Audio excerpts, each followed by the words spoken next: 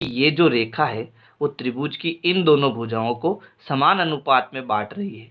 और हमें सिद्ध क्या करना है कि ये रेखा जो है वो त्रिभुज की इस तीसरी भुजा के समानांतर है, ये सिद्ध करना है। यानी हमें दिया क्या है, हमें दिया है त्रिभुज ए बी सी में भुजाओं का जो अनुपात है वो समान है। यानी ए डी बट्टा डी बी जो है, ए डी बट्टा डी बी जो है वो ए ई बट्टा ई सी के बराबर है, ए ई बट्टा ई सी के बराबर है। इसे मैं समीकरण 1 ले लेता हूँ, ये हमें दिया हुआ है। हमें सिद्ध क्या करना है, हमें सिद्ध करना है कि ये जो भुजा बी सी है वो इस रेखा डी ई के समानांतर है, ये हमें सिद्ध करना है। तो इसके लिए हम क्या करेंगे, एक रचना करेंगे। अब रचना में क्या करना है, बिंदु डी से हम एक ऐसी भुजा खींचेंगे डी एफ, ठीक है, ये डी एफ ऐसी भुजा खींचेंगे कि ये भुजा और भुजा बी सी दोनों क्या हो, समानांतर हो। ये हमें रचना करनी है, ठीक है। तो यहाँ लिखेंगे डी एफ भुजा खींची, डी एफ भुजा खींची जो बी सी समानांतर डी एफ है। ये हमें रचना करनी पड़ेगी इसको सिद्ध करने के लिए। अब हम इसकी उपपत्ति यानी कि इसको सिद्ध करेंगे। तो देखो यहाँ पर हमने रचना क्या की कि जो भुजा बी सी है वो डी एफ के क्या है, समानांतर है। तो प्रमेय 6.1 क्या कहता है कि किसी त्रिभुज में एक रेखा जो है त्रिभुज की किसी भुजा के समानांतर होती है तो अन्य दोनों भुजाएं जो होती है वो समान अनुपात में होती है। अब देखो ये भुजा और ये भुजा समानांतर है तो यहाँ पर दोनों भुजाओं का अनुपात क्या होगा, समान होगा। यानी ए डी बट्टा डी बी जो है वो ए एफ बट्टा एफ सी के बराबर होगा, ए एफ बट्टा एफ सी के बराबर होगा। ये हो जाएगा हमारा समीकरण नंबर 2।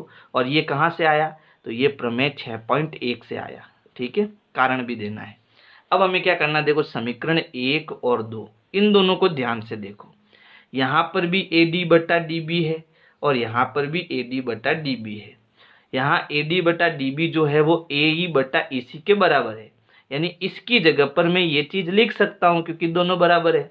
तो हम क्या करेंगे, समीकरण 1 व 2 से, ठीक है, क्या करेंगे, इसकी जगह ये लिखेंगे। तो समीकरण 2 में देखो यहाँ ए डी बटा डी बी दे रखा है तो इसकी जगह मैं क्या लिख सकता हूँ, ये लिख सकता हूँ क्योंकि दोनों बराबर है।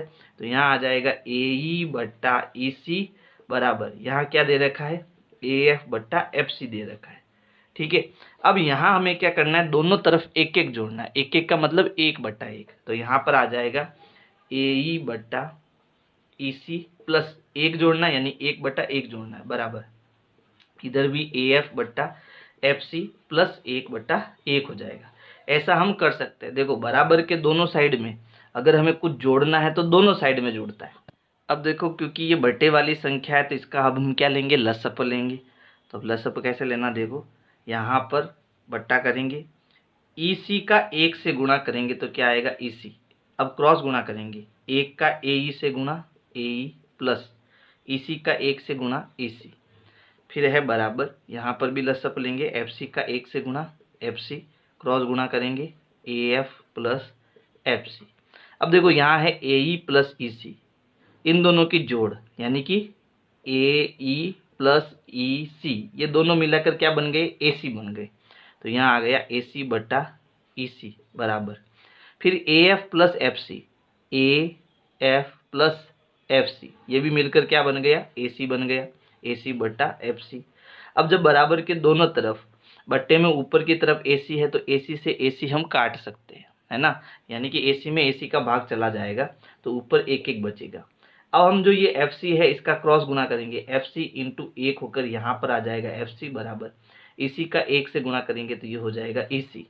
अब यहाँ पर देखो हमें क्या मिल रहा है कि जो एफ सी है यानी एफ सी है वो ई सी के बराबर है, वो ई सी के बराबर है। बात समझ में आई, यानी ये जो लेंथ है वो इस लेंथ के बराबर है। अब ये कब संभव है, ये तभी संभव है जब ये एफ बिंदु इस ई पर ही स्थित हो, ये चीज तभी संभव है। यानी ये दोनों बिंदु एक ही है, अलग अलग नहीं है, है ना। तो हम यहाँ लिखेंगे यह तभी संभव है जब ई व एफ एक ही बिंदु है, और जब ये दोनों एक ही बिंदु है ना, तो यहाँ पर हमने क्या लिया था, हमने लिया था रचना में कि जो BC है वो DF के समानांतर है ना, चूंकि इसलिए हम क्या कहेंगे, इसलिए BC जो है वो DE के समानांतर होगा। क्यों? क्योंकि F और E दोनों एक